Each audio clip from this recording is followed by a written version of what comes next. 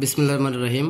আপনারা ক্যামেরা মাঝখানে যে ব্যক্তি দেখতে পাচ্ছেন সেটা হচ্ছে রাস্তার পাশে জর্ণশীর্ণ অবস্থায় শুয়েছিল। পরবর্তীতে তার পরিবারে কেউ নেই, সে হচ্ছে মানসিক প্রতিবন্ধী। পরবর্তীতে ইউপি সদস্য জাহিদুল হক মনির ভাই এই তথ্যটি পেয়ে ওনাকে নিয়ে তার বাসায় চলে আসে। আসার পরে ওনাকে গোসল করিয়ে জর্ণশীর্ণ যে পরিবেশ ছিল, চুল ছিল নোংরা, নখ ছিল বড় বড়, সেগুলো কেটে নিয়ে তাদের বাড়িতে তাকে বর্তমান অবস্থান করতেছে, তাকে নতুন পোশাক কিনে দিয়েছে। আমি এই বিষয়ে ইউপি সদস্য এবং ভয়েস অফ জেনারেল প্রতিষ্ঠাতা জাহিদুল হক মনির ভাইয়ের কথা কিছু শুনতে চাই। ভাই, এনাকে কোথায় পেলেন আপনি?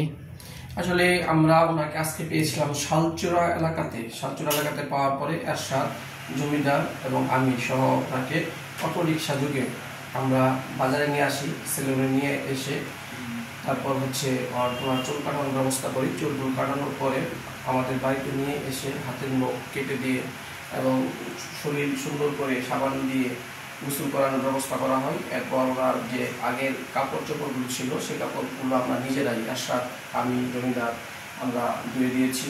পাশাপাশি ওনাদের এক সেট জামা, একটা গেঞ্জি, টাওয়ার কিনে দিয়েছি। আসলে উনি আমাদেরকে এর আগেও বলেছিল যে উনি তার বাড়িতে ফিরতে চায়। আমি অনুরোধ করব আমাদের এই ভিডিও যারা দেখছেন বা শুনছেন, যাতে ওনার নাম উনি বলে এক এক সময় এক একটা বলে, কেউ কখনো বলে মাইনুল, কখনো বলে নিজামুল, কখনো বলে আলম।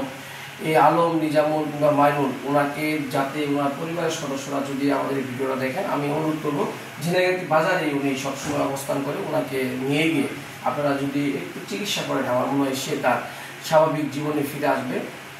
এই প্রত্যাশা ব্যক্ত করছি এবং আমাদের এই ভিডিওটা দ্রুত শেয়ার করে দেবেন যাতে করে অনেক মানুষ দেখতে পায়। তাহলে হয়তো বা ওনার আত্মীয় স্বজন দেখলে পরে ঝিনাইগাতি বাজার থেকে তাকে নিয়ে যেতে তারা সক্ষম হবে। ধন্যবাদ সবাইকে।